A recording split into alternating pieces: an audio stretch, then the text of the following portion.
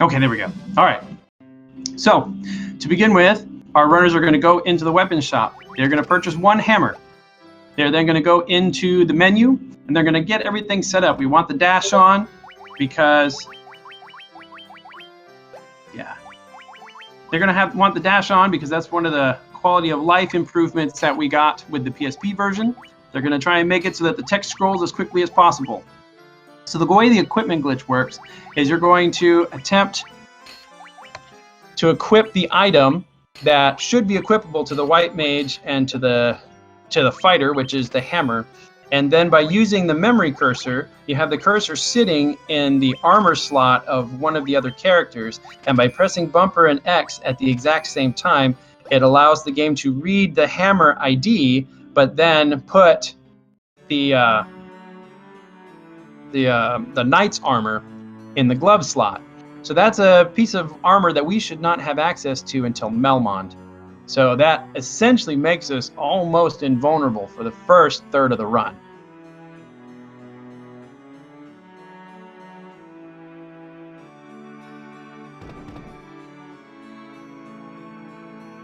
All right. So we are going to make our trek to the Chaos Shrine. One of the things that is a major variable in this game is random encounters. So it can play heavily into how the game goes.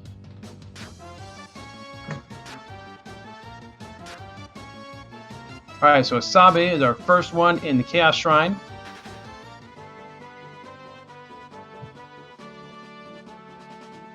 You are welcome, Tokuhiro. I appreciate all the commentary you've done for my races past couple of weeks.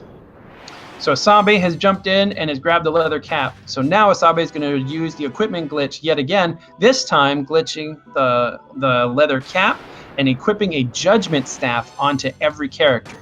So the judgment staff is an item that you would get access to in one of the bonus dungeons. We, however, are doing 0 bonus dungeons in this run. So the judgment staff is what we're going to use to beat Garland to death because it's an end of game item. Even as a staff, it's more powerful than any of the melee weapons you start with.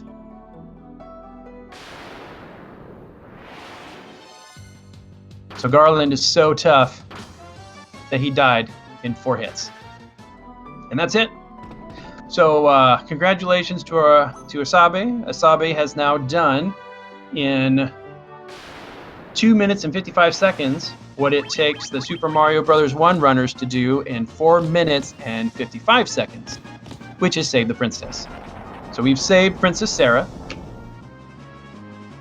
And so now that we have saved the princess, the king has been inspired to repair a bridge that apparently has made it so that Cornelia has been isolated from the rest of the world. I don't know why that would be the inspiration to, I mean, you would think that having that bridge down would affect commerce and governance and whatnot, but whatever. We're going to suspend disbelief and just go with magic. Everything's been working fine with magic, but since we don't have enough magic, we can't fly over the water, so we need a bridge. Now, there are going to be a couple of cutscenes that we can skip. The sprite-based cutscenes, we cannot skip. So we're going to have to watch these little sprites as they attempt to rebuild the bridge.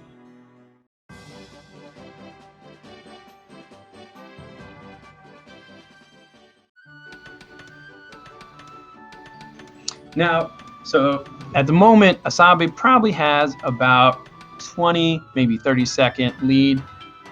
The lead can change wildly in this game. And that can be based on RNG, too many random encounters, a big enemy casting a massive AoE spell that completely wipes out your party. You know, anything can happen. Anybody who attempts to run this game has to realize that the number one winner of the game is the game. The game will always win. So as soon as you see if you're looking on a Ausabe screen, as soon as you see the birds pop up, if you're mashing X, you can skip that cutscene. The cutscene that if you played the NES version is the slowest text scrolling thing ever, like even slower than Star Wars. It's really slow. So it's nice that we can skip that. So you'll notice as our runners are walking around, they do their marsh tiles. The reason they want to maximize how much they walk on marsh tiles is because it has some of the lowest encounter rate in the game. The only thing that has as low of an encounter rate as marsh tiles is freshwater tiles when we're on the canoe. Forest tiles by far have the highest encounter rate, so we try to minimize that as much as possible. Unfortunately, for some reason, this world is 50% covered in forest. So Ausabe is the first one into the pirate fight. So you're going to see Ausabe go into the item menu, and Ausabe is going to use the Judgment Staff. And for those of you that are familiar with the NES game, has just cast Nuke and has nuked all of the pirates out of existence. In this game, Nuke is called Flare, though Ausabe cast Flare. So all 9 pirates are executed in a amazing fashion, inspiring Becky the pirate to give us his ship. Now, if you act now, Provoca has Pirate Crispies. There's only 9 on sale right now. So if you act quick, you can get this rare delicacy. So Ausabe is currently doing item shopping. If you are watching on GreenCleric's screen, GreenCleric already did some item shopping, buying some potions and stuff. So different routes will have you purchasing items in different spots. It really doesn't matter. It's more what's comfortable for you and what helps you to feel like you're minimizing your menu. So lots of people who are using the Black Mage Lust Dagger route will do the majority of their item shopping in Provoca.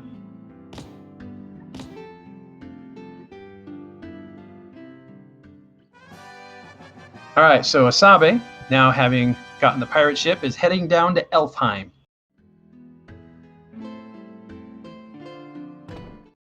Okay, so this is so Provoca is where we get an idea of which route people are using. So you have about a 50 to 60% chance of getting a leather shield drop with the pirate fight. GreenCleric did not get the green shield, so had to go back, buy the leather shield, so that way he'll be able to glitch. What item is it that casts Fire? I don't run the White Mage Lust Dagger route. I think it's a Mithril Knife. No, the Mithril Knife used to get the black shirt. So there you go, Mage's Staff. Thank you, Choco Hero. So the White Mage Lust Dagger route was kind of going out of fashion when I started learning the right route about 2 years ago. So I started doing the Black Mage Lust Dagger, which is the newer, cooler, supposedly faster run. So the main difference between White Mage and Black Mage is who's casting the magic and how. So this kind of goes to Nepser's question about, does shopping matter in this game? So what matters is what we're buying. So for the most part, the majority of the purchasing we're going to do is items that we need to stay alive: potions, ethers, phoenix downs, antidotes, and then because this is we want to use marathon safe strats, we'll probably pick up golden needles.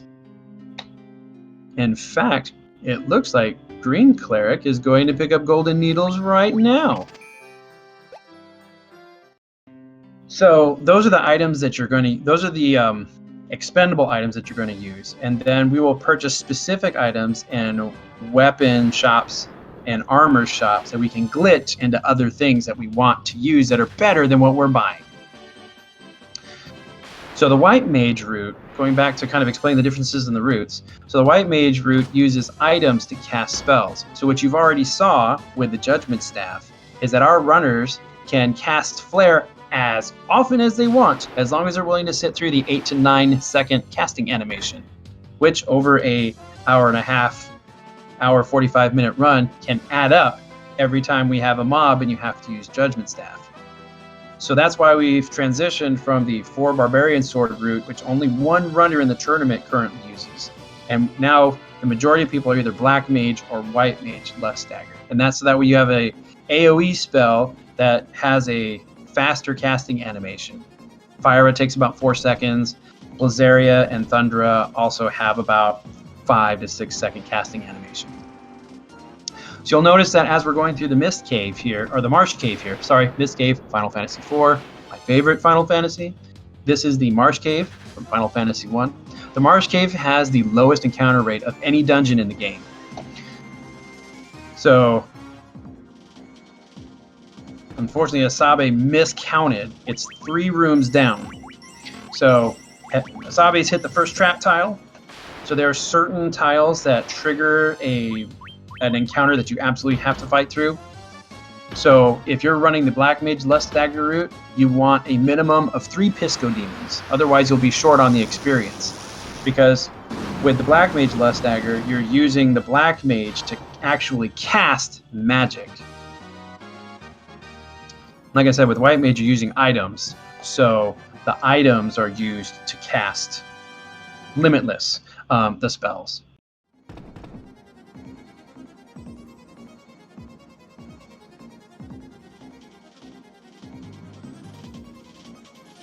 All right.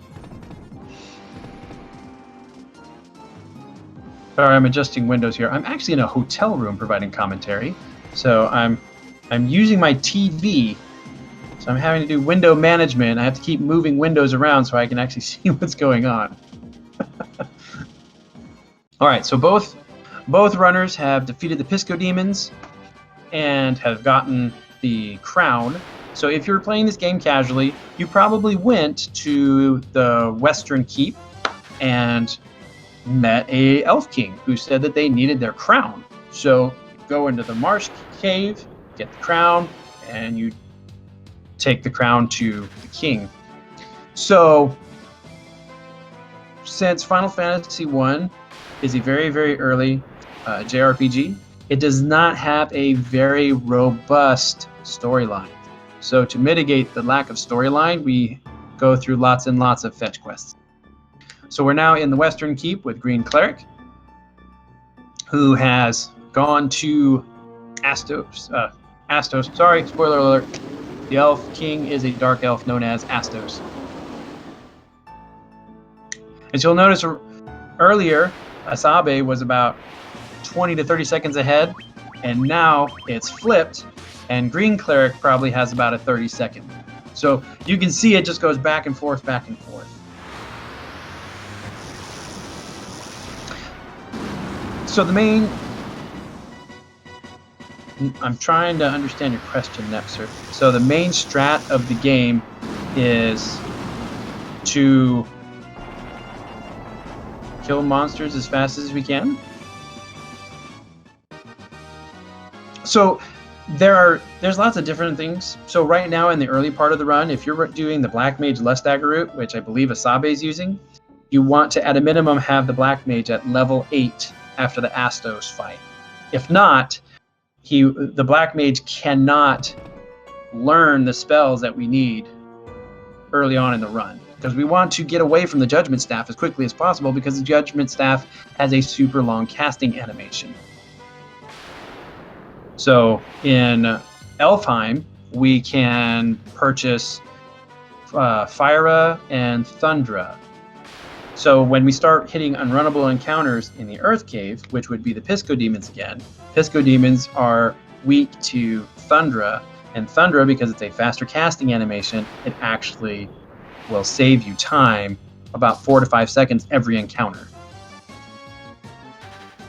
If you're looking for the fastest route, Nepser, I mean it depends with your menuing. So with White Mage Lust Dagger, the thing you have to do is item inventory management, because you're casting your spells based off of items in your inventory. The black shirt for Blazeria, the gauntlet, Thundra, the mage's staff for Fyra.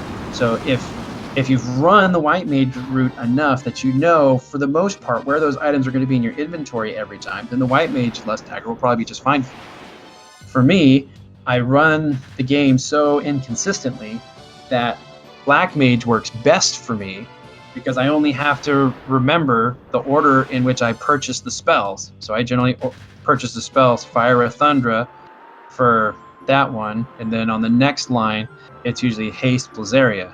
So I try and purchase them in the same order every time to make it easier to flip through the menus.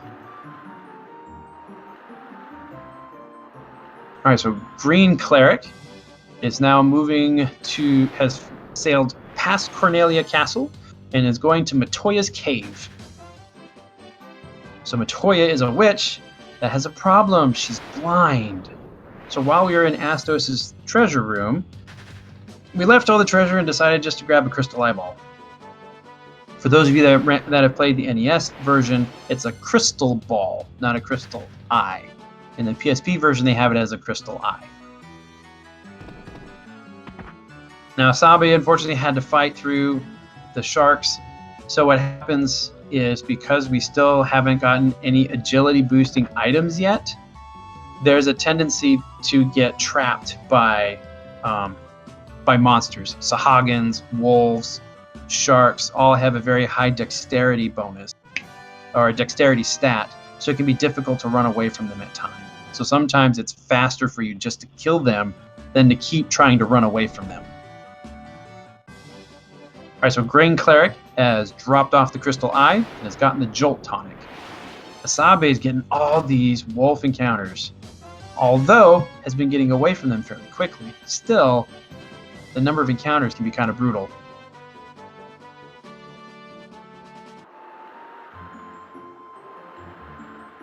All right, so we are now about to finish up this fetch quest.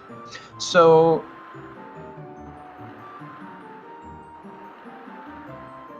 the difference is the white mage and the black mage have the highest intelligence and can cast magic. So the magical damage in this game is based off of your intelligence stat. So in the white mage route, you're having the white mage use items. So therefore, the white mage's intelligence stat is the most important to you. In the black mage Lust Dagger, you have the black mage, and so you're trying to either through items or leveling get the black mage's intelligence stat up, so that way the black mage, as the black mage is casting spells, is having increased damage. Because we're going to use these AoE spells to try and manage these mob encounters like Ausabe is having right now with these wolves. So when we're in, there's certain okay, so just so we don't miss it, so GreenCleric, you'll notice after GreenCleric got the Mystic Key, actually stepped out of the castle and then stepped back into the castle. By doing that, GreenCleric saved about about 2 to 3 seconds. But it's something that we all do. So just so you know why we step out of the castle to get back in the castle, it helps to speed up walking all the way around the castle to get to that treasure room. So GreenCleric right now is trying to get Thief's Armlets on all the characters. The Thief's Armlet shares the same ID code with the Mithril Hammer. So you'll notice that now GreenCleric has a Thief's Armlet in the helmet, armor, and glove slot. So by putting it in each of those slots, which you shouldn't be able to do, but the equipment glitch allows us to, we actually get to stack the defense bonus that the armlet gives us. We also get to stack the dexterity bonus. So it improves our ability to get away and also improves our survivability. So we'll be doing that a bunch. So you can duplicate in this game, but you have to be careful because the game, if you're doing the glitch, so for instance, early on in the run, you'll notice that when the runners were putting knight's armor in the glove slots, they both put a knight's armor in the armor slot and then quickly put clothes back in the armor slot so that you had a knight's armor now in the inventory.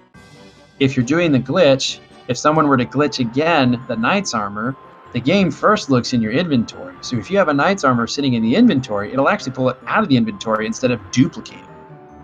So the duplication only works if that item does not currently exist in your inventory.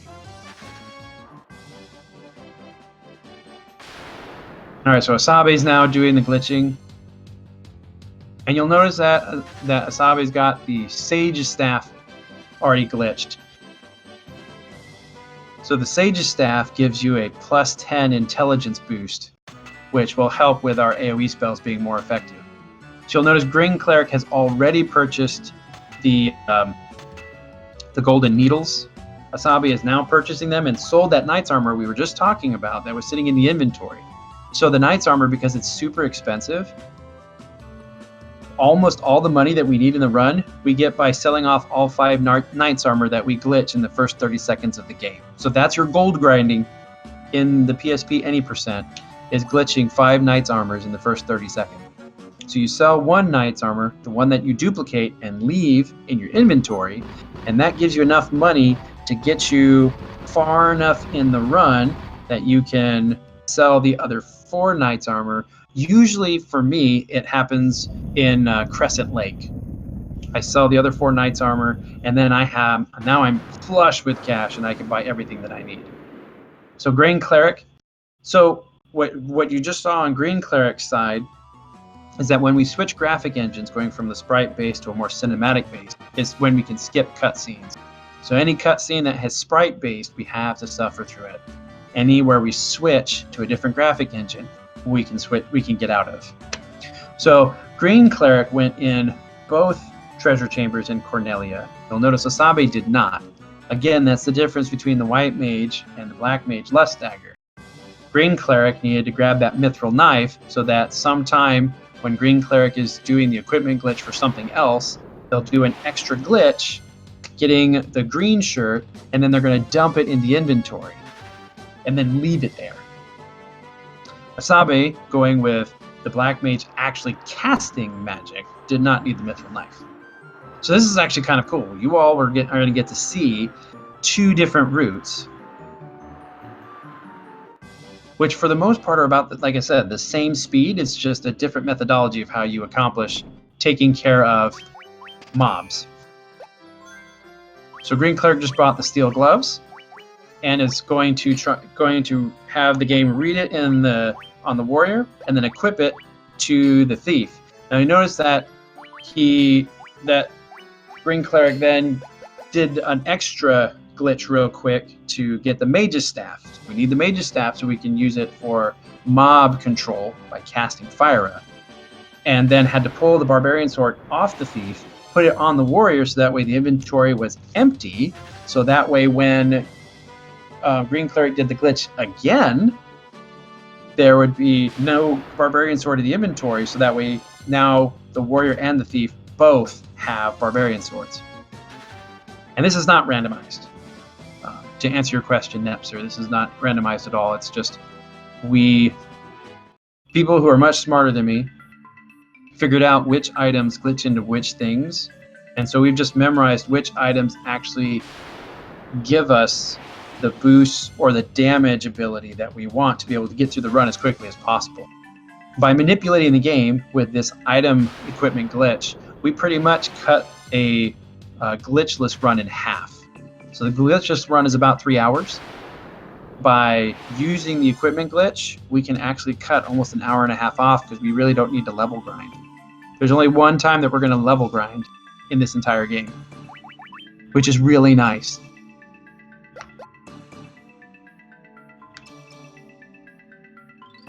So it seems like a long strat, and when you're watching it, and even when you're first learning the run, it can seem very daunting because there's a lot of things you have to memorize.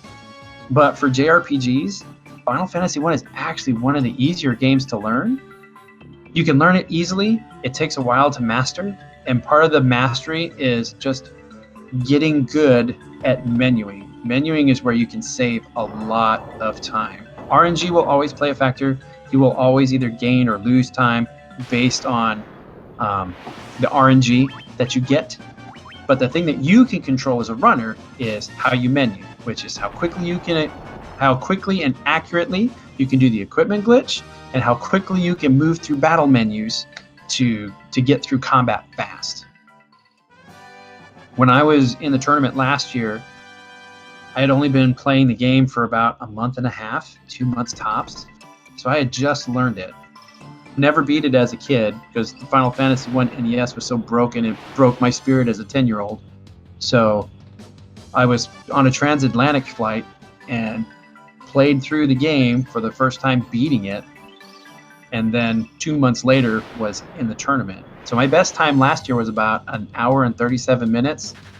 This year, just getting better at menuing and knowing how to do the run better.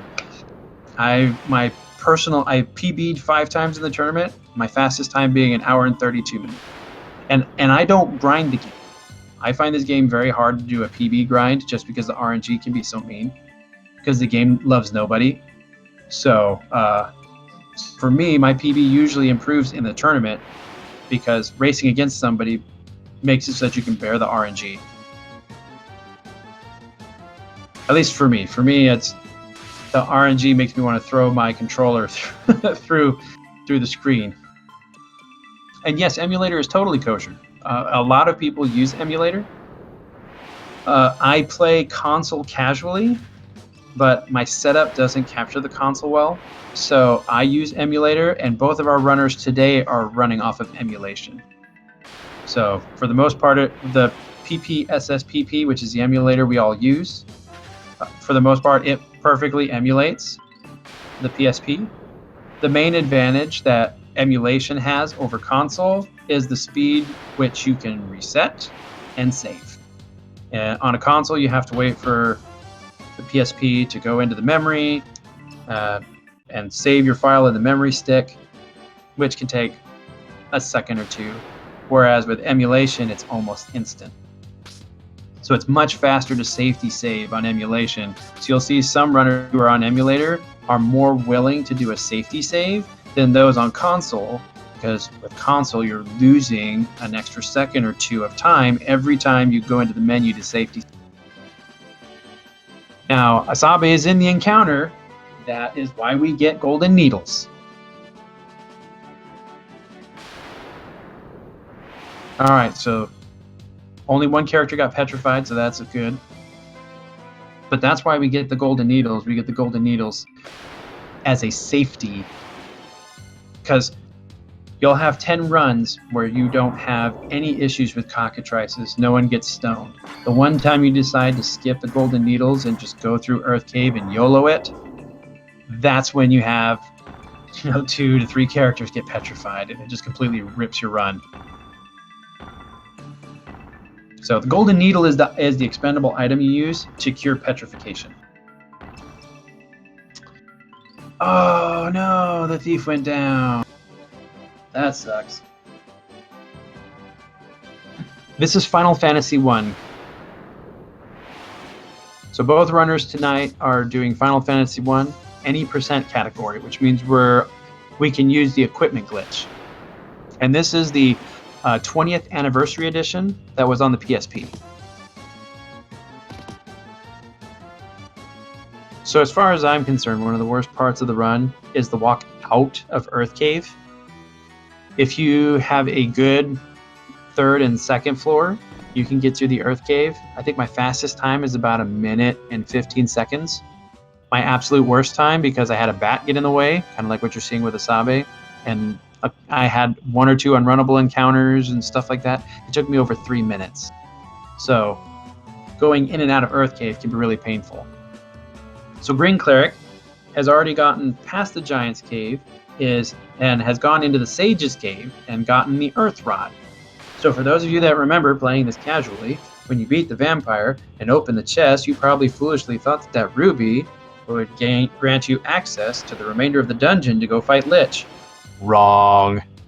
That's not how old JRPGs work. You would have tried to get through that stone tablet on the floor. I'm like, man, now what do I do? And then you'd have to figure out that you need to go to the Sage's Cave. No, you can't play the NES version versus the PSP version, and a lot of that is the quality of life improvements that were made between the 2 versions. I tried to play the NES version a couple months ago, and I could only play it for about 5 minutes and had to quit. The dash function totally changes the game.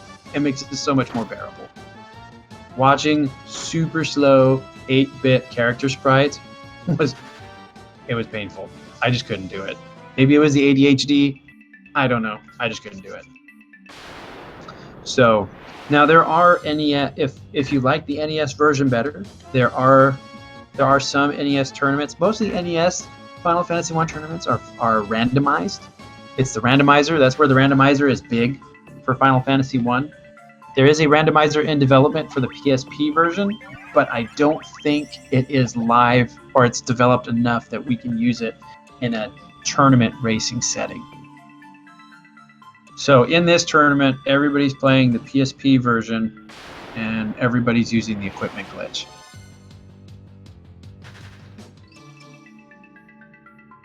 So GreenCleric is now making way through B2, did a safety save on B3, and the reason a lot of runners will safety save on B3 is because that's where you start having unrunnable encounters, and that's where you run into the cockatrice.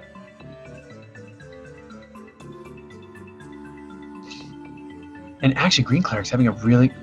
Oh, let me wait until they're done. Wait until GreenCleric's done. I don't want to jinx. Do not want a commentator curse. Oh. Well, that was like one, two encounters? That was actually a really good B3. I kept my peace. I didn't want to jinx you. You're welcome, GreenCleric. I try really hard not to commentate curse because it just makes me feel bad. I'm actually an army chaplain, so I'm like, no, did I just ruin that person's run? I'm an evil bad person, so I try not to commentate. So GreenCleric is currently walking through B4. There's actually 3 different routes, minus the 4th. The 4th is you got lost, but there's 3 routes through B4. There's a middle route, a high route, and a low route. For the most part, they're all about the same speed. Just whatever you learn, go with it. I actually made a mistake when I was running it last time, and I accidentally went from the bottom route into the middle route, so I may have lost a second or two. So you'll notice GreenCleric did a safety save in front of Lich. That is important. Anybody who does a safety save in front of a Lich is doing a very reckless YOLO. Lich has the potential to outmaneuver you and attack first, and has a very high probability of casting Blazeria. Like that. And with that, GreenCleric has to reset. So our magical defense is calculated off of your natural ability. There's really nothing that stacks on us to defend us against, to raise our magical defense. It's always off your natural stats. So we are super underleveled at this point.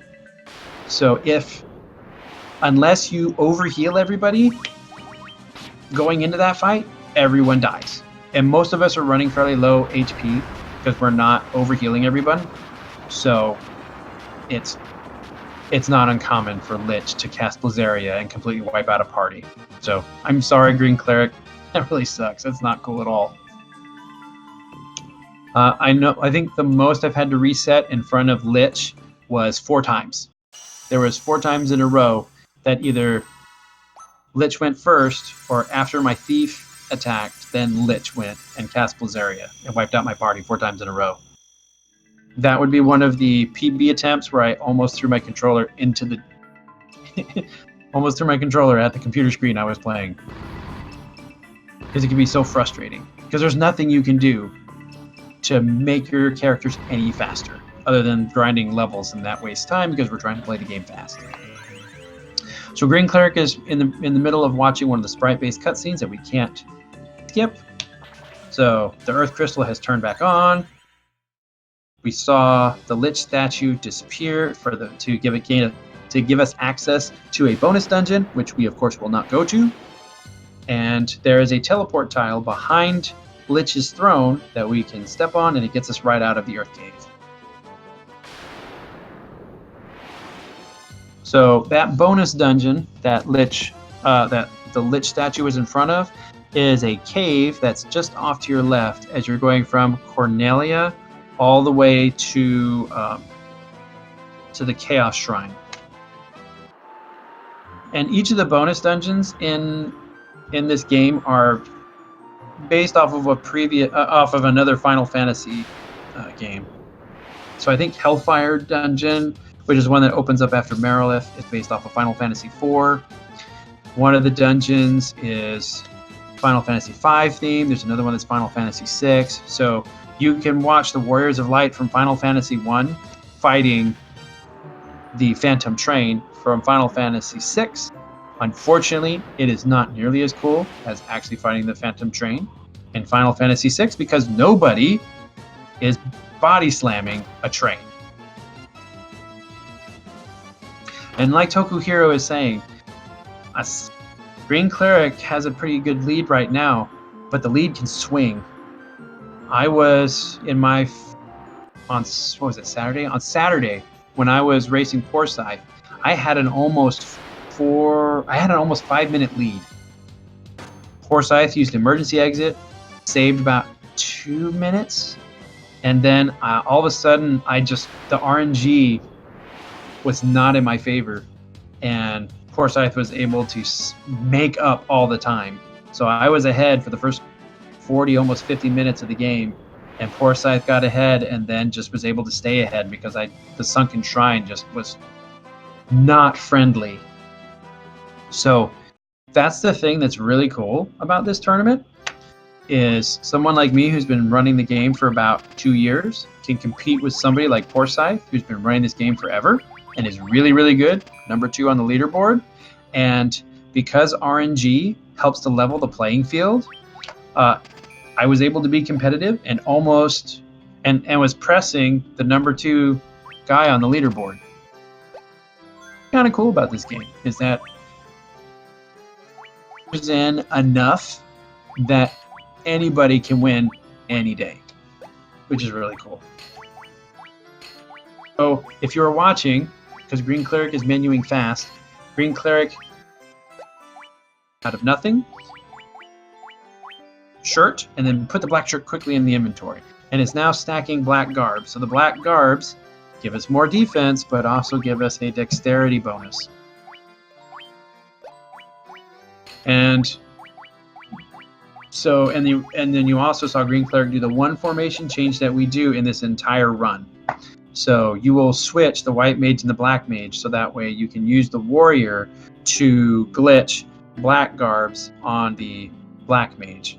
And then the reason you put the Lust Dagger on the white mage and the black mage is because the Lust Dagger also gives you a fairly significant dexterity boost and hits really hard.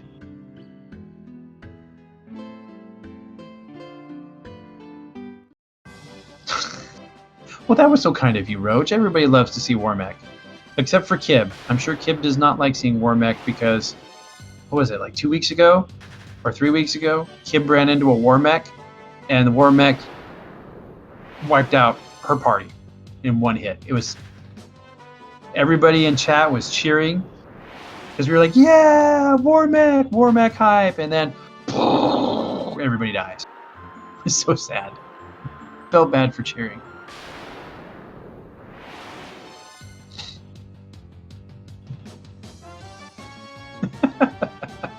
Hello, Cons.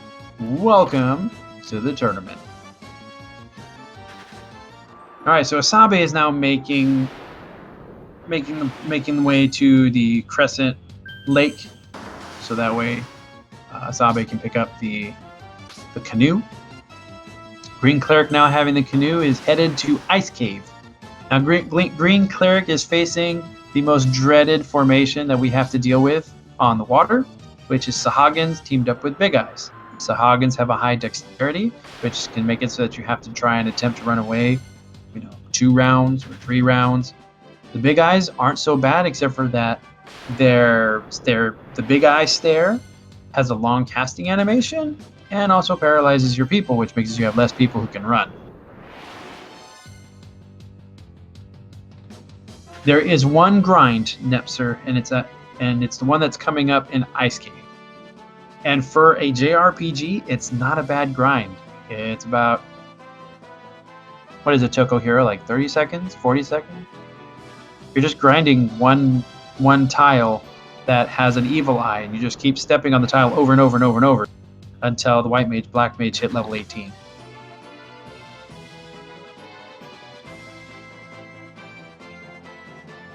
Alright, so Ausabe has gotten the canoe. GreenCleric is now walking into the ice cave, and you'll notice it is doing a safety save right now. So the reason you want to safety save is because Ice Cave is treacherous as heck. So because we have removed all the intelligence boosting items off of the mages, Green Cleric is going to have to go back to using the Judgment Staff. So this is the part of the run where we go back to the Judgment Staff because our AoE spells that we can cast, Fire, Blazaria, Thundra, are just not going to do enough damage. And again, with the unrunnable encounter for Green Cleric, this is where Ausabe can start making up some time, because Green Cleric, those Pisco demons are flagged as an unrunnable encounter. Every single time Green Cleric runs into a Pisco demon fight, has to fight through it. Which means you've got the encounter, the 8 to 9 second casting animation, watching everybody celebrate. Like, it just eats time. Because that's what happened to me in Sunken Shrine in my first match against Forsyth on Saturday last week. I had so many unrunnable encounters in Sunken Shrine, and it wasn't that I couldn't resolve the encounters quickly, because the AoE spells give us that ability, but it's the you have to do the menuing to grab the spell, to cast the spell, celebrate, watch the stats go up, and then move again. Like, it's just such a pain. And Green Cleric just barely escaped a Paralock. So that's sometimes where we are going to use an AoE spell on a group that we could get away from, but we just don't want to risk it. And Ausabe with another Sahag and Big Eye. Jeez. Mean. There might be a level cap Nepser. I have never played the game long enough to get there. Most of the characters will be under level. Every character should be under level 30 by the time we hit the Chaos fight. So if you're over level 30 on any character when you get to the Chaos fight, you either fought fights you didn't need to, or had way too many unrunnable encounters. And as Tokuhiro is mentioning, the Final Fantasy I liberally stole from Legacy D&D. So, this is bad. And Green Cleric got wiped out by Ice Dragons. Oh my gosh. Oh, that sucks. But luckily Green Cleric had done a safety save. So White Dragons in Ice Cave is a 1 in 64 chance encounter, and if they get the drop on you because your natural magical defense is still underleveled for Ice Cave, they'll just completely destroy you.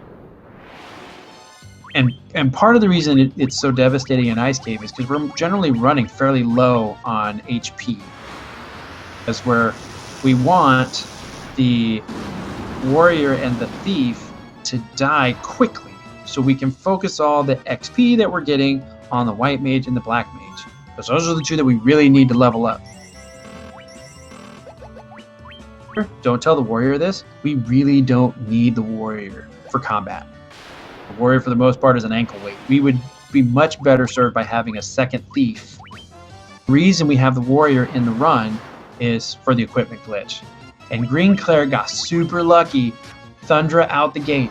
So with Thundara, Thundara wipes out the Warrior Thief, and if you can get that first round, it saves you so much time. So much time. So now all the XP that we're getting is going to be focused on the White Mage, Black Mage. So now you're going to watch Green Cleric do a safety save, good call, is not going to heal up. So trying to maintain the lead.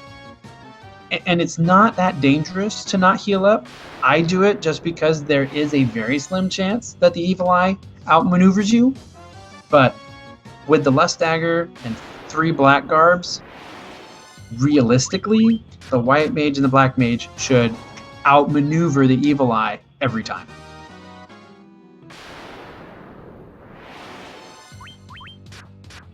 So what Green Cleric is going to do is just going to step off, step on, step off, step on, step off, step on, until Green Cleric hits about level 18. Now there's 2 strats with the level grind here. You have 17 plus 1, and you have all the way to level 18. So generally, with the amount of XP gives us, as soon as we hit level 17, we will actually have to do 2 battles with the Evil Eye to get level 18. So the theory is you can do 17, you can get to level 17, do 1 extra encounter, which gets you halfway to level 18, and then you can just roll out. It'll save you a couple seconds. Now, the reason you would do that is you're assuming that you're going to have enough unrunnable encounters, and you're hopefully going to have a favorable 2 zombie dragon encounter in the Citadel of Trials, that you should be good. So that's why 17 plus 1 can help you, because you skip that extra evil eye encounter, and then you can just make it up with all the regular encounters you have. I personally always go to level 18 because one time it didn't work. So for me, it's just easier to make sure that I hit level 18 and then I'll go. I'll just eat the extra couple seconds for evil eye. But there are people like Porsyth, who's in chat. He swears by 17 plus 1. All right, up for the level grind.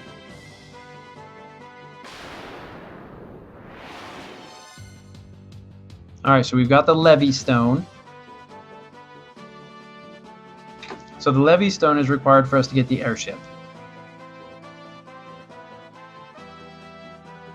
All right, so Ausabe looks like got this in hand. Is just going to go back and forth to get to level 18. I was not paying attention, so I'm not sure if GreenCleric did the 17 plus 1 or went all the way to level 18. But once we finish the level grind, you'll notice that GreenCleric rezzed the thief and not the warrior. Again, it's because the warrior doesn't matter. We need the thief. The thief, we want to start getting levels on the thief, so that way the thief will hit super hard when we get to the chaos fight near the end of the game. Because if we were to share that experience across all 4 Warriors of Light, the thief would not hit as hard as we really want. Like the damage distribution would not be the same, trying to keep the levelings equal between the warrior and the thief. It's just better because of the way the thief levels up as a ninja to just have the thief get all the extra leveling. So GreenCleric is now in the Ryukh Desert using the Levy Stone, and we're going to skip the super long cinematic of watching the airship come out of the ground. So we have obtained an airship, which means that pirate ship, GreenCleric is saying bye to the pirate ship, and we are not picking that thing up again. Because from now on, we can fly wherever we want to go. And guess what you don't have when you're in the airship? Random encounters. So we are done with random encounters as we move around.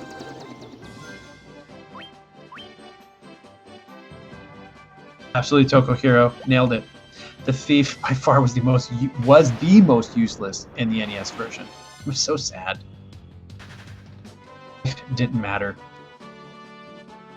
It's a channel that makes fun of the fact that Thief is so useless in the NES version. Can't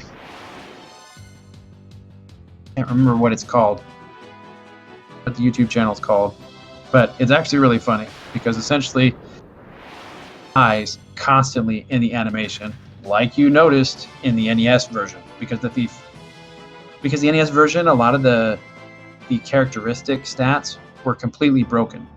So the agility stat did nothing. So it didn't matter how high the agility stat was in the thief's evasion didn't improve. So it made the thief totally worthless. The same thing with White Mage and Black Mage. You'll notice throughout the game, White Mage and Black Mage's damage output with spells really increased. The intelligence score broken and didn't really do anything. So GreenCleric is now making way through the Citadel of Trial. Citadel of Trial, bottom teleporter. Look about the same. Grab the one that's lower, and you'll always be right. I mean, the mages always profit. I mean, we learned that in 8-bit theater. The Black Mage was the one that was why they had money. The warrior kept buying swords and armor, or giving all the money to an old man who told him where to find this mystical armor of invincibility. For some of you viewers, that may be a little bit before your time. That was back when Newgrounds was still a thing. I watched the heck out of 8-bit theater. I thought that was so awesome and funny.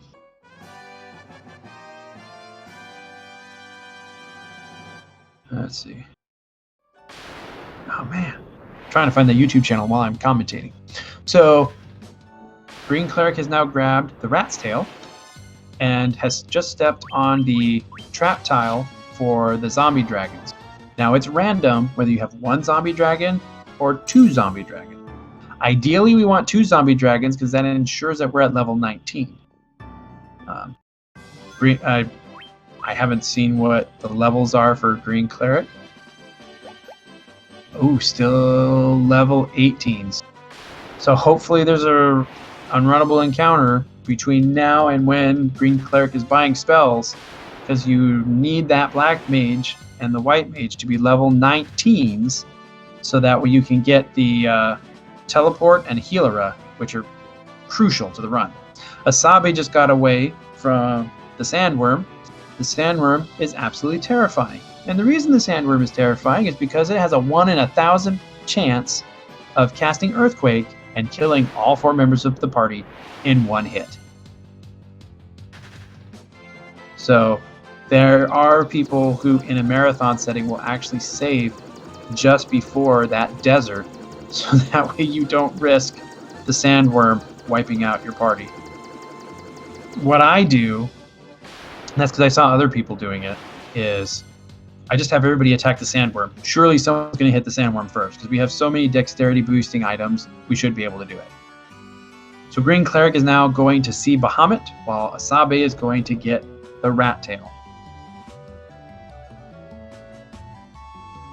And you're right, Nepser. The game is unforgiving because the game doesn't love you.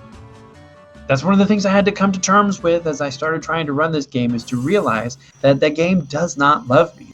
The game, we have this like abusive relationship. I keep coming back for more and the game keeps punishing me for coming back. So Ausabe is fighting zombie minotaurs. So any mob that has at least one zombie minotaur is an unrunnable encounter. At two brute, that's right, Cons. Always stabbing you in the back. And Ausabe getting slowed down because of yet another unrunnable encounter. As I recall, GreenCleric didn't have any unrunnables going through Citadel of Trials. So again, this is where the game starts to weigh in, and the RNG is just not helping Ausabe to really catch up. Oh my gosh! I would be raging if I was Ausabe right now. That's 3 zombie minotaur unrunnable encounters in a row. That is super frustrating. That should not normally happen. So GreenCleric just bought a Fairy's Bottle, but then you'll notice GreenCleric went back in and bought Giant's Tonics. So the Giant's Tonics are necessary for the Chaos fight at the end of the game. Again, because we're going to be so under-leveled, like I mentioned, we're all going to be under level 30. So the Giant's Tonic will be used on either the Thief or the Black Mage, or both the Thief and the Black Mage, depending on their hit point. So if you have low hit points on either of them, where they're really low, really under 300, you're going to use the Giant's Tonic to try and increase their HP, so they will survive some of the massive AoE spells that Chaos uses. And the Giant's Tonic increases your HP max for 1 battle, which is why we don't use it until the Chaos fight, because in the Chaos fight it raises their HP for that entire battle.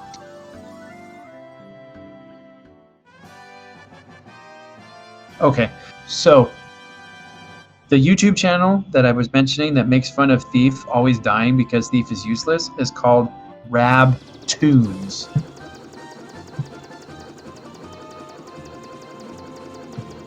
So if you're interested, I've wasted a lot of time watching Rab Tunes' renditions of explaining the different Final Fantasy. Alright, so GreenCleric has just gotten into Mount Gold.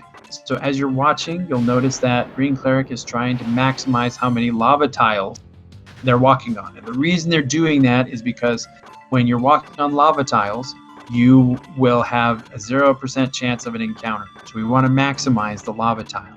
Now the problem is, every time you flash yellow from stepping on a lava tile, you take damage. All right, so Green Cleric's doing a safety thing by healing up, which you can do. And because Green Cleric is enough ahead, it's not something that's going to lose a lot of time. But it's something that I generally don't do. I generally YOLO it, and I will let them get down to 1 HP. That can be very dangerous because there are a couple of unrunnable encounters, and you do have a chance of getting ambushed. And if something like that were to happen, and you were all at 1 hit point, your entire party could have died. So that actually worked out for Green Cleric to take the few seconds to heal everybody up.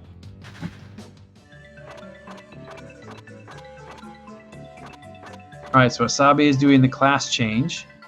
So the thing about the class change, if we did not need Healera and if we did not need Teleport, we wouldn't need the class change, really. We could probably do just fine with what we have. But because we need Healera, the only way to access Healera and Teleport is to do the class change. You can have the level, but if you're not the right class, you can't get the spell. So Green Cleric has now brought the Warrior back to life because we need the Warrior's damage output again. And the thing that's interesting, because of how we run this, the Warrior, for the most part, is going to get all the levels he needs for the Chaos fight from Marilith going forward. And no trouble with Marilith. The next 2 Fiends are not that big of a deal.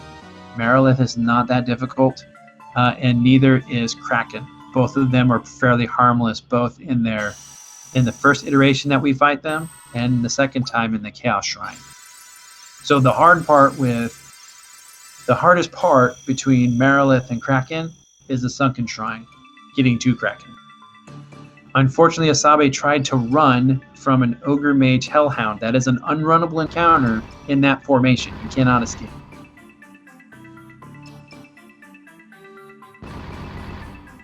And the thing you also have to know when you're running this game is that sometimes there's like these phantom Ogre Mages. So you'll only see a Hellhound, but for some reason the game has that encounter flagged as unrunnable. So in theory, there are Ogre Mages there. Now, you're not seeing any actions of an Ogre Mage, so there isn't an Ogre Mage there, but the game thinks there's an Ogre Mage there.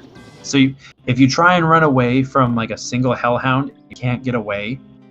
It's probably flagged that it has Ogre Mages there, and you just got to take it out. So you may be wondering why both of our participants got the Axial first and then went into Mount Gold. And that's just because it just makes sense. Because you can, from Bahamut's Cave, go straight west, pick up the Fairies bottle, a quick jaunt northwest, get the Axial, another quick jaunt northwest, and you're in Mount Gold. So you'll see some participants who are running older routes that they'll do Mount Gold and then go back and get the Axial. But most individuals, most people will actually pick up the Axial, Mount Gold, do spell shopping, and then go and I think Green Cleric lost. Okay. So Green Cleric is trying to, and that happens sometimes. When you're in the airship, it's really easy to get lost.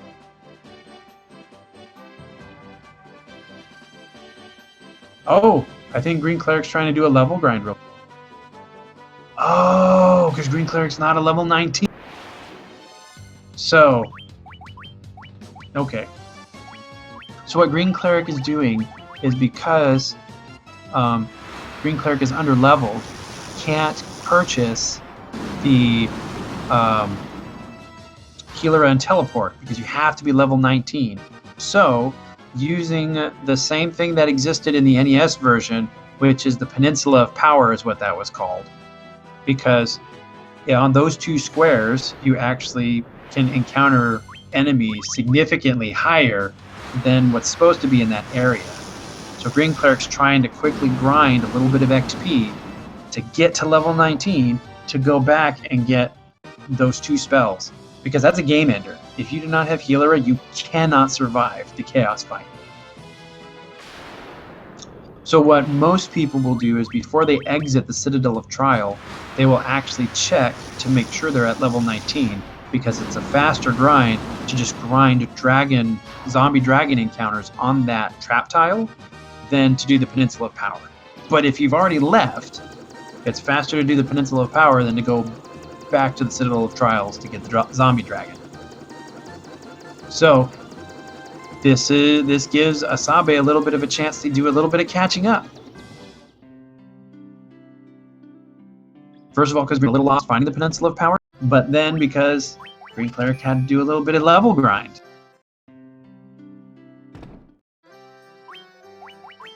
Alright, so now GreenCleric is getting Teleport and Healera. So that's the last you're going to see of magic buying. And for GreenCleric, that's the only spells. I know, GreenCleric. It took me a second to realize what you were doing. So for the White Mage Lust Dagger, that's those are the only two spells that you need, is Healera and Teleport. Everything else you're using item, the gauntlets, the black shirt, and the mage staff. Alright, so Ausabe has just finished killing off Marilith, and the Hellfire bonus dungeon is being opened up,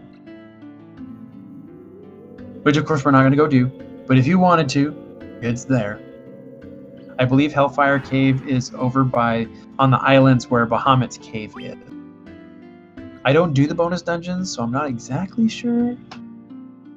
If you wanted to do the all bosses run because you don't love yourself enough, you can do that. And then you would have to do all the bonus dungeons and the fiends. It's a little bit longer of a run. And some of the bonus dungeons are very, very hard.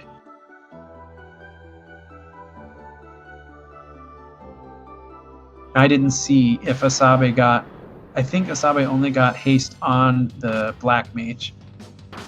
And part of that's because I think the ninja's thieves are underleveled. So if your ninja is a high enough level, you can get haste on both the ninja and the Black Mage. And that would be awesome. If you can do that, that actually saves you an entire round in the Chaos fight, which can save you a lot of time. Alright, so Ausabe now has all the spells that they need, so now they're going to move to the Sunken Shrine. So the Sunken Shrine can be one of the great equalizers in the run, not because it's hard, but because there are so many enemy formations that are unrunnable. Ghosts are unrunnable, Sahagin, Chief Sahagin Princes are unrunnable, pure water elemental groups are unrunnable. So you can run into those sometimes back to back to back to back. I had one, I think my run against Porsyth, I had like 8 or 9 unrunnable encounters in the Sunken Shrine. So now you're seeing why we use Teleport. So Teleport allows you to exit the floor you're on and teleport to the previous floor where you exited that floor.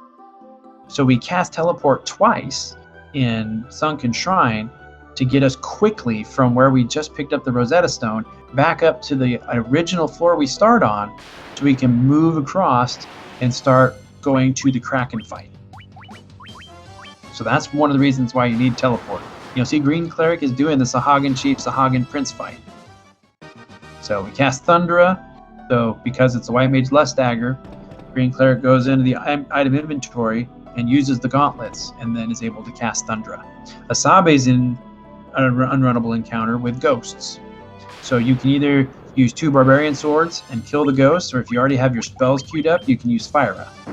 GreenCleric is now in an unrunnable encounter. Staff to cast Fire for free. And Ausabe's in an unrunnable encounter, and will be using Thundra to wipe out Sahagin Chiefs and Sahagin Princes. The GreenCleric, you'll notice, walks specifically to the right, to the tile just to the right of the treasure chest.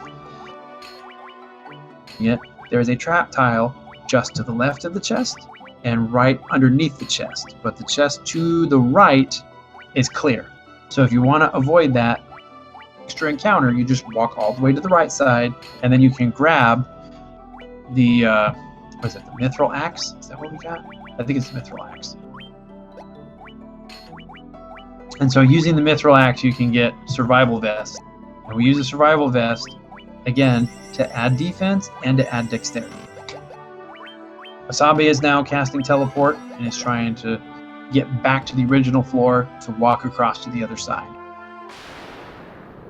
So for the most part, GreenCleric has everybody set up until the Chaos Fight. We're not going to mess with inventory anymore until we get to the Chaos Fight, which is when we shuffle things up real quick to make it so that the White Mage can max out healing spells.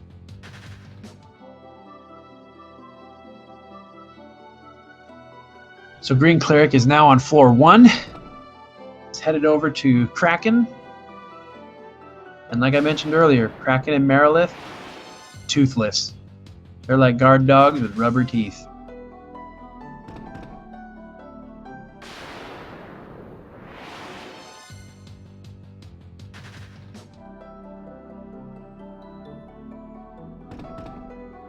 So, Nepser, are you asking what exactly you're asking there about specific properties? Are you asking like that armor has to be in specific armor slots and weapons can only be used by certain characters? If that's what you mean, then this game does do that, but the equipment glitch allows us to bypass the programming that makes it so that you can't do that. Oh, immune to paralysis? Yes. Actually, you're going to see GreenCleric go and get that real quick.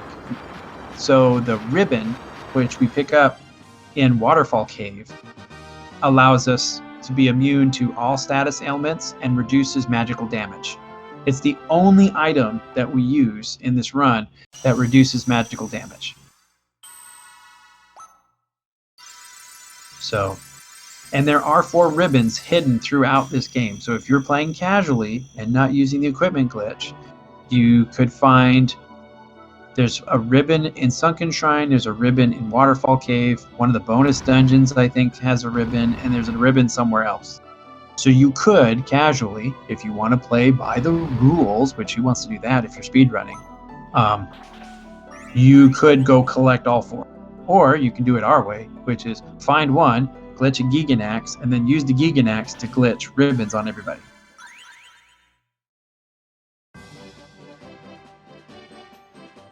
Oh, and I probably didn't mention the Barbarian Sword is by far the most powerful melee weapon in the entire game. And it's a bonus dungeon item. So it's not present in earlier iterations of the game. I think GBA is the first time the Barbarian Sword shows up. And then it shows up again in this version because the PSP version has all the GBA additional content plus 1 more dungeon.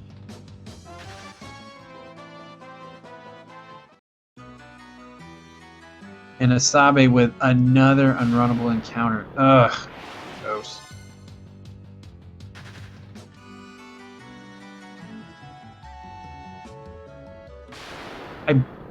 I believe they're clear. I believe it's listed. Because I'm always the only time I play Final Fantasy 1 is when I'm speedrunning it, so I don't actually sit down and read. But I think it does list out that it provides all those immunity. So GreenCleric is currently in the dungeon I absolutely hate, which is Waterfall Cave. As far as I can tell, Waterfall Cave has the highest encounter rate of any dungeon in the game. It is not uncommon to have an encounter almost every 8 to 10 steps. It's just the way this cave is designed.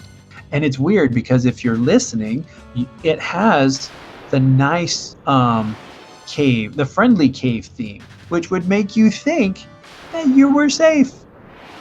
But you're not. It's the absolute worst cave. It's like the game is just trolling you. It's like you think you're safe.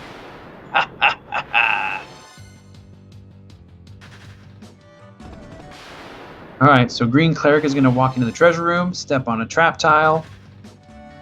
This fight can sometimes be bad, but most of the time it's not. So we're going to grab the ribbon, and so you'll notice this is the only time we do the equipment glitch in reverse. So GreenCleric is going to put the cursor in the helmet slot, and is then going to glitch a Giganax. We're then going to put the Barbarian Sword back on, and then the Warrior and the Ninja can both equip the Giganax. So using the Warrior and the Thief, you can put ribbons on everybody. So now, having gotten the ribbon and the warp cube, we're going to cast teleport and get the heck out of here. So that way we can move on. Okay, just finished the Kraken fight. So I would say that GreenCleric still has about a 2 to 3 minute lead. It depends on how Ausabe is able to navigate the Waterfall Cave. If Waterfall Cave is extra trolly, it could be as much as 4 minutes. So from here, having the Rosetta Stone and the Warp Cube, GreenCleric is going to go into the airship, head down to Melmond, where Dr. Une is. Dr. Une is going to look at the Rosetta Stone, and in a matter of about 10 seconds, teach us a foreign language. And then we're going to fly back to Lufenia, and get the chime. And then we'll have the two key items that we need to be able to go to Tiamat.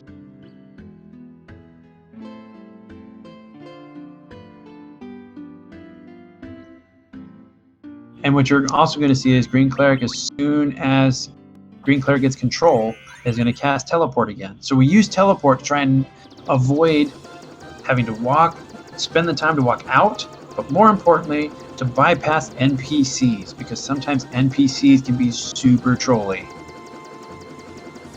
I know, right? Wouldn't it be so cool if you could learn a foreign language that fast? I mean, it took me significantly longer than 10 seconds to learn Russian and Ukrainian. Like years. It's taken me years to learn those languages. I wish I could learn a language really fast. That would be awesome. So, one of the things that the game does to troll you is you have a form of transportation that can get you anywhere you want in the world as quickly as possible. But it can only land on clear, plain tiles. So, you have to park on the one square of green tile, way up the top left-hand corner. Then you have to walk all the way to Lufenia. And on the way of walking, you get to have lots of opportunity to get zombie Minotaur encounters. All right, let's see how GreenCleric does. Good NPC spawn there.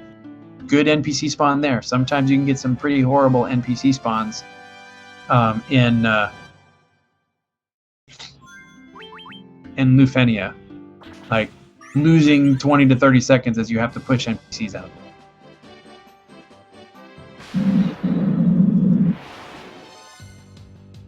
Sorry if you heard the game for a second. I was refreshing my commentary stream just to make sure I wasn't too far behind. Like I mentioned earlier, I am in a hotel room, so I do not have my normal setup. So since I'm just sitting here anyways, I figured I would commentate a game, because I love watching runners do this game. It's good to see that sometimes the game doesn't love other people too.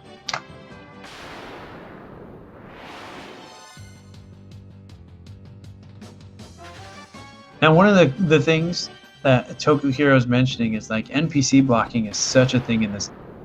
But you'll notice, for the most part, in almost every other Final Fantasy game, you have a lot less NPC blocking stuff.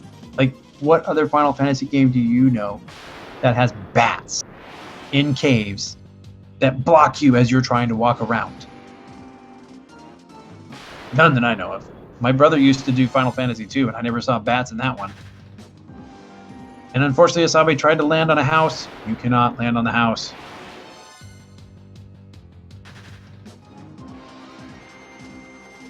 Alright, so Ausabe is now learning Lufenian.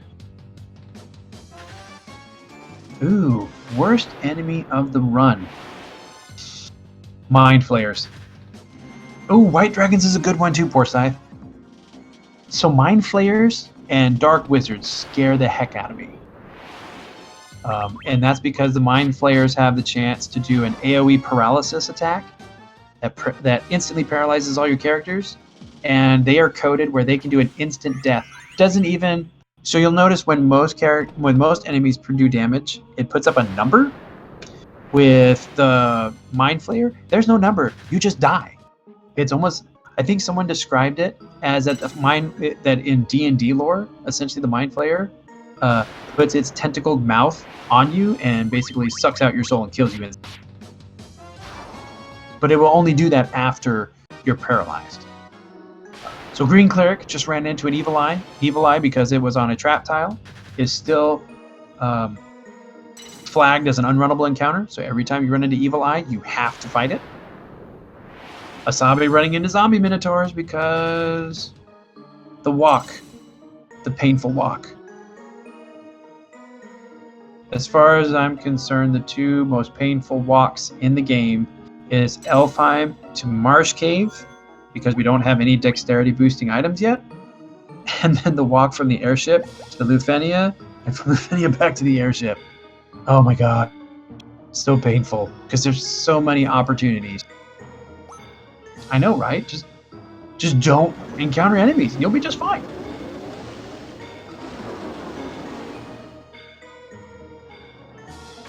Alright, so Tiamat can still be somewhat problematic, and that's because Tiamat can cast Thunderbolt.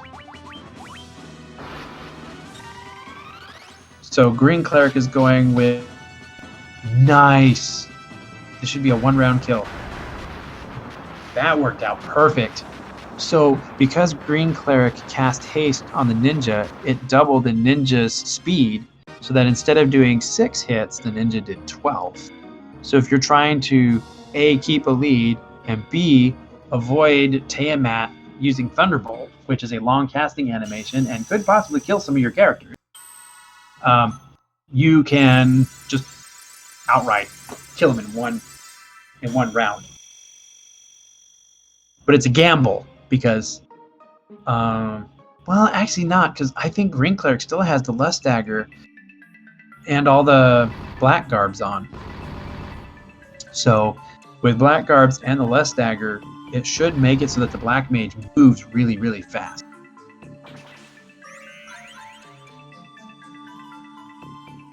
Ausabe with another zombie minotaur encounter.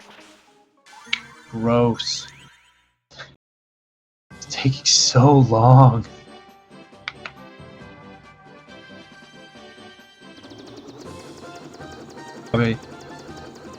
That's how I felt on my race match on Saturday. I felt like I must have found every single random encounter in the game.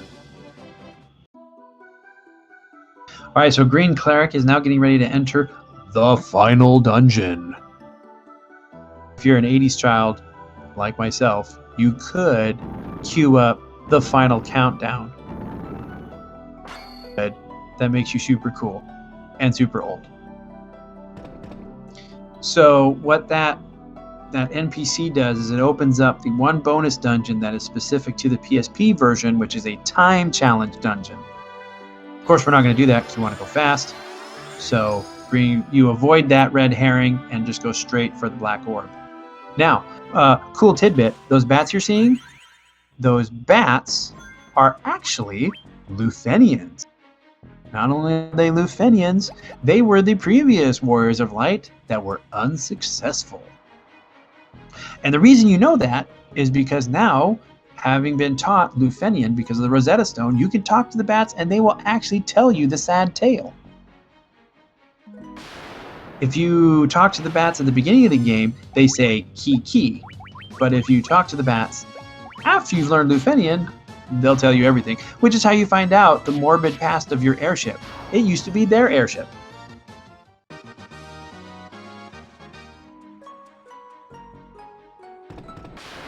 Alright, so GreenCleric has just stepped on the trap tile that triggers the Death Eye. You're welcome, Squatchameel. That's my one cool Final Fantasy I factoid. So green dragons are unrunnable. That's why GreenCleric has to keep fighting them. Ausabe's hitting an Evil Eye, unrunnable encounter. Alright, so you'll see GreenCleric is currently playing the lute. So, and that's lute, L-U-T-E, not loot, L-O-O-T. So, at the very beginning of the game, I was distracted, probably talking about something else. I didn't bring specific attention to it. By the way, Ice Gigas, Ice Wolf, unrunnable encounter. So, so the loot is a key item that you have to get from Princess Sarah. In the NES version, they allowed you to leave the throne room and not grab the loot. There's nothing telling you that you need to talk to Princess Sarah to get that loot. So you could get all the way to the end of the game, get to that one square that you need the loot to remove that tablet, that stone slab, so you can go back in time. And if you don't have the loot, you're done. Your save is ruined because there's no way out. You can't go back and get it. So if you go into the Chaos Shrine and you don't have the loot, you are just SOL. There's nothing you can do. Which I don't know why they did that in the NES version. I guess they assumed that everybody would talk to Princess Sarah. But there you have it. So in the PSP version, they actually have made it so that you cannot leave the throne room without the loot.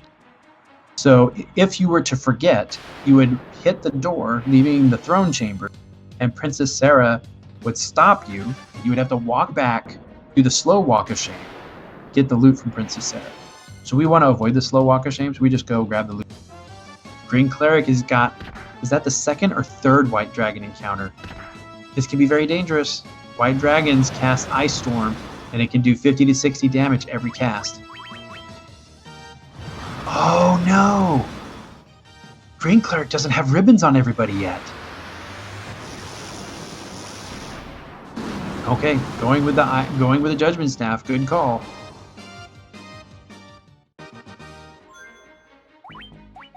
So for me, I put on every safety strat because with ribbons on everybody, because of the damage reduction on magic, it makes it so that the Ice Dragons only do 50 to 60 damage each cast. Without it, you'll notice that the White Mage and the Black Mage were taking over 100 each cast. Now to do that, as with everything in a speedrun, there's give and take. So if you reduce your agility to increase your magical defense, you're going to move slower, and so it gives enemies a chance to ambush you or move first. So it's a give or take.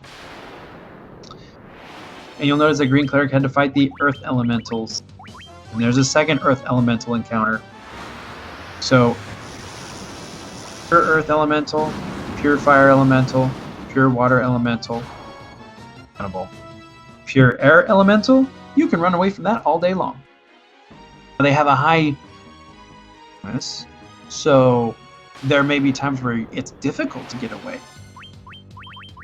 from a pure Air Elemental encounter. Three Earth Elemental encounters. That's insane. Oh my gosh. Alright, so you're going to see a safety save. Safety save. Okay, good. It's like, please don't not safety save. So, it's probably the most dangerous fiend in this run, both times you fight Lich. As you saw in the beginning of the run, Lich can cast Blazaria and wipe out the entire party, which happened to GreenCleric. Here, Lich has it's almost like a 50% chance of casting Flare in the first round, which you've watched us Flare this entire run. Flare is one of the most powerful spells in this game.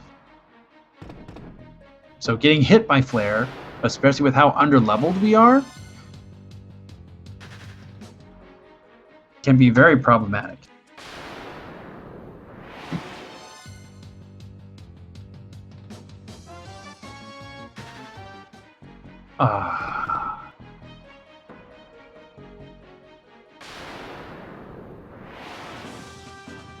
I apparently do not know the commands for the bot. That's okay. Rip me. Alright, so Ausabe. Oh, the bot's broken? Okay, then it may not be me. Sweet, thank you. That's a good ego boost. I'm not dumb. Alright, so GreenCleric has just cleared Marilith 2. Marilith and Kraken, just like their initial iterations, are both not that dangerous.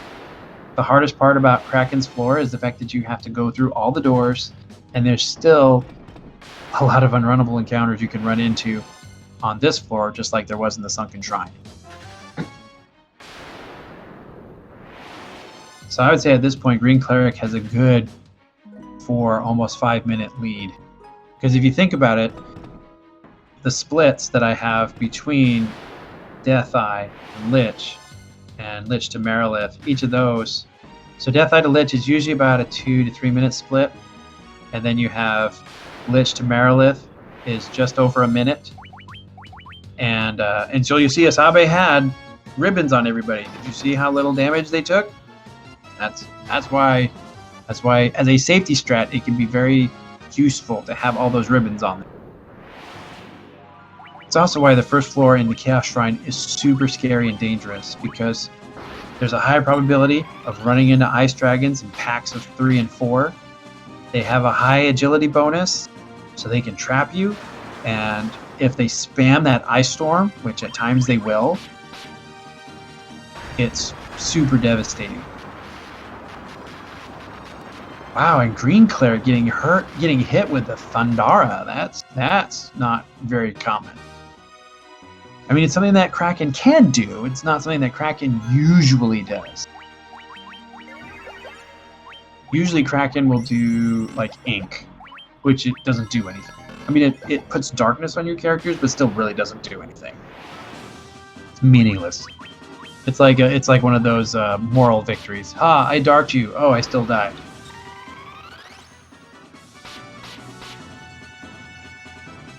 Oh, and GreenCleric getting the great haste action again. Gonna cut an entire round off of this Tiamat fight. Ooh, going with the double haste. Okay, that's gonna cut 2 rounds off. So the warrior should finish off Tiamat this round. There we go. Okay. So that's all 4 fiends done. Oh my gosh, Ausabe! Find that judgment staff. You can find it. There it is. Got it. Ugh, there's that ice storm spam. Oof. Man, Ausabe's having a rough Chaos Shrine. So GreenCleric is doing the final item glitching that we do in the run, and that's setting up so that way you maximize the magical output of the White Mage. So that way the White Mage can heal you a max of, I think it's like 250 or 260 HP a round, which you absolutely need, because Chaos, depending on the spell he's using, can take almost 300 HP off of you every round. I mean, potentially. Hopefully not. I mean, with the fire spell, it does about 150. The what is it? The ice spell does about 170, 180. Tsunami does a lot. Tsunami's brutal. Tsunami will do. What was that? It's like GreenCleric like minimized it and brought it back up. All right. So low HP values. GreenCleric is going to be putting giant tonics on the thief and hold on, I'm trying not to talk out of turn. Okay, so giant tonicking thief and black mage. Again, like I mentioned earlier, the giant's tonic raises your HP max for 1 battle by 200. So as long as they don't get hit with tsunami or with cyclone, they should be fine. And you'll notice it was Blaze. So like I mentioned, Blaze does about 160. Okay, fine, 170 to 180. My bad. But still, we're still good. We should be fine. So now we're getting everything set up. So we've cast haste on the ninja. We're now casting haste on the knight. Next round, they're going to cast... GreenCleric is going to cast haste on the black mage. And then we're going to have Black Mage Ninja Warrior doing melee attacks. And White Mage is going to do Healer Up. And Ausabe just got hit with Flare. Ooh, come on, Warrior, stay alive. Oh, please. Oh, good. Oh, that's right, we have ribbons. No problem. Ooh! Ausabe escapes. That's why Lich 2 is one of the most dangerous fights that we have in Chaos Shrine.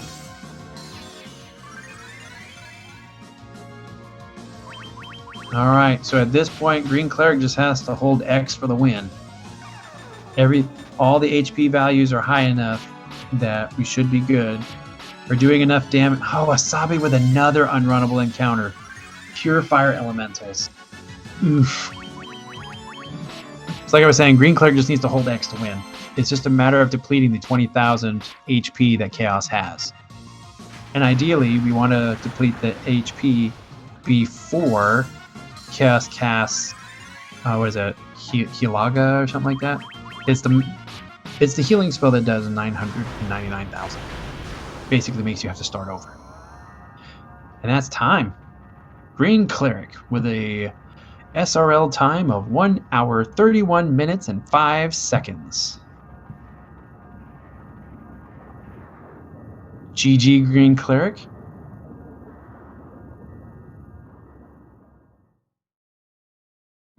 All right.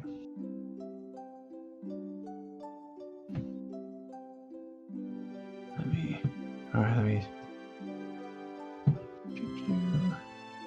Where'd my phone go? There's my phone. All right. I'm actually going to have to switch for a second. I'm going to have to turn off this mic so that way I can have audio so we can listen to interviews. So I'm going to have to jump off for just a second.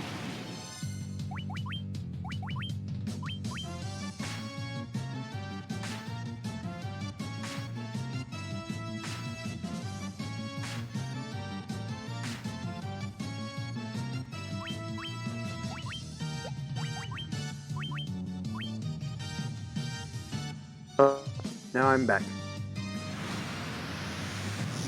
Alright, so we have...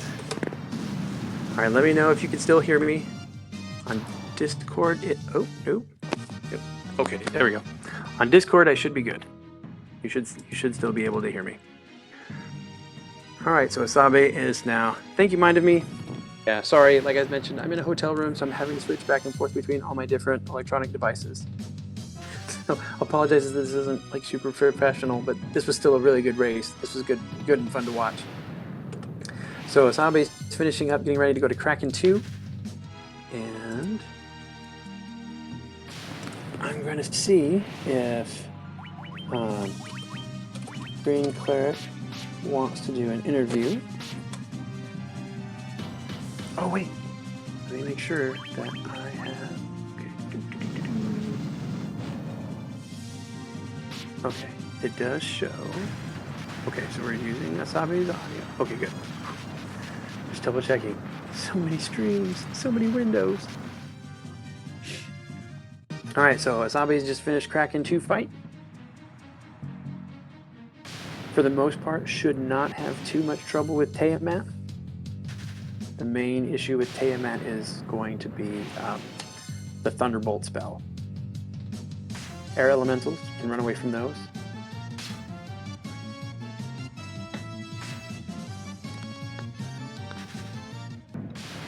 Okay, they have a high dex bonus, so sometimes it's difficult to get away from.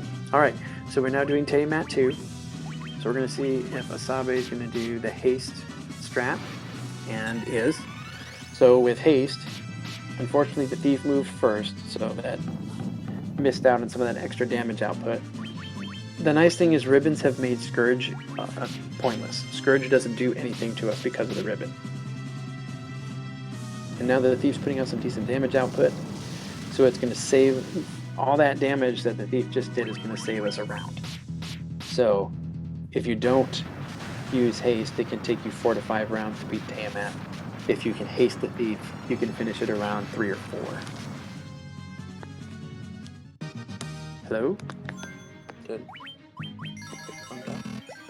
Oh, And we have GreenCleric. Hello, GreenCleric. Hello. How are you doing? I don't know. That was really weird. In all honesty, coming into tonight, I was kind of like, I don't know, not feeling it, not too confident, and aside from a couple of little things, I mean, it could have gone a little better, but it could have gone a lot. Yeah, I mean, 131 is a really solid run. So GG on the solid run. Well, it's solid, but there were two parts of the run. The first one was probably the most fortunate safety save ever in Ice Cavern. All right. And the second one was, when you don't run into a lot of unrunnable encounters and you have pretty good RNG, you also forget that level 19 is a thing. Yeah, it took me a second to realize what you were doing. I'm like, did GreenCleric get lost? And then when I saw you in the Peninsula of Power, I was like, oh no! That was Not the level only 19. thing, because the thing is, I've never come into that situation where it's like, oh wait, you're actually underleveled. So it was kind of like, if I had known that in, say, Citadel, that would have been easy. Kill a couple zombie dragons, get level 19, get out of there. But I was like, okay, where can I go? Where can I go? Oh right, the one place that never got patched out in any of the remakes. Perfect. That's one of the things I mentioned in the during the commentary, is that the Peninsula of Power, which was something that got accidentally programmed in the NES version, they just kept that in the state in every single iteration. Yeah, I think at this point it became a feature, not a bug. It sounds like an Atari 2600 selling point. Oh, for sure. Or 5200 maybe. Alright, so Ausabe, it has the Thief and the Warrior hasted. The HP values look good, so it's just a matter of the Black Mage getting hasted, and then it's just hold X for the win. So overall, GreenCleric, how did you feel that run went, other than the level 19 thing? It was weird only because there were certain parts, because I'm looking through my splits here and it's just all over the place, because it's like, okay, Earth Cave was great.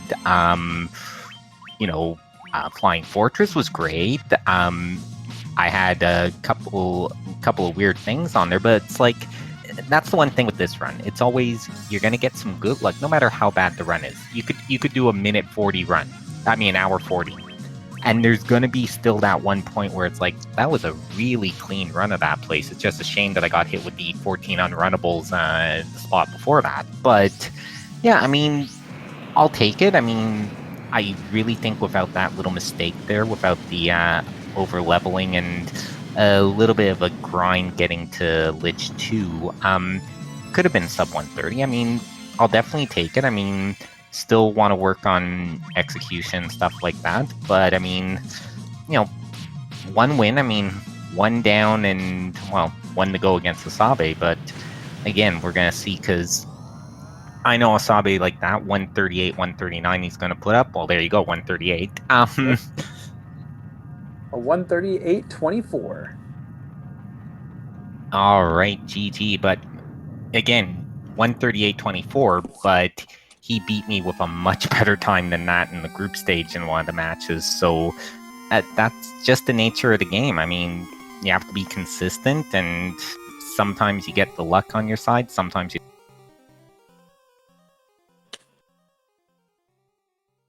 Let's see. It looks like Ausabe is probably going to pass on the interview.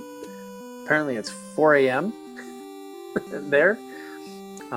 So yeah, this is he's in France, I believe. So yeah, pretty. So I guess at this point, is there any parting thoughts that you have before we wrap up? Nope. Only thing I think, I mean, like I said, I'm happy with my run, but like I said, Wasabi's put up some really, really solid times that would have beat this one today. So I think it's definitely not over. I'm really thinking Game 2 is going to be really close. I'm looking forward to it. And we've had some really close ones. I think, what was it, yesterday? We had dueling 126s. Yeah, that was. I've never seen that.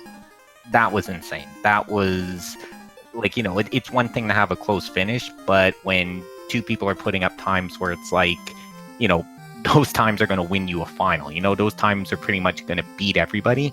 You put up a 126 and you lose. I mean, there's no shame in that, but that was an insane. Yeah, that's kind of heartbreaking when you put that up. Well, I'd like to do just a couple shout-outs. Shout-outs to Speed Gaming for hosting the tournament and working with us as we're rapidly trying to wrap up the first round of the tournament. Thanks to both of our runners, GreenCleric and Ausabe, for the great presentation of this run. Thank you to any of you as you're watching this run. If you're interested in learning it, unfortunately the bot is down, so I can't spam the link, but you can look up the Total Chaos Tournament. You can find the challenge on Challenge website, and you can pull it up and come to the Discord. It's a really easy game to learn. I mean, there's a lot of stuff to memorize, but it's fairly easy to learn. It takes a while to master, but it's a very approachable JRPG, and me personally, this is the most enjoyable time of the year to play this game, is when you're racing against other people who have learned this game. It makes it totally worth it. Oh, and Mind of Me just spammed the link, so feel free to click the link. As far as I'm concerned, the Final Fantasy 1, Final Fantasy 2 community is my favorite speedrunning community. So please feel free to come on in, and we are more than willing to help you learn the run. And with that, we will close up shop here, just to let you know what is currently running on Speed Gaming. If you go to Speed Gaming 1, you can catch the last of a Link to the Past randomizer. The Metroid Prime race is going on Speed Gaming 3. And then later on this evening on this channel, you can, in about probably 40 minutes, you can have the Mega Man 2 randomizer. So with that, we will shut off this stream. Thank you for being here, and feel free to check out our schedule and see when our next race is going to be.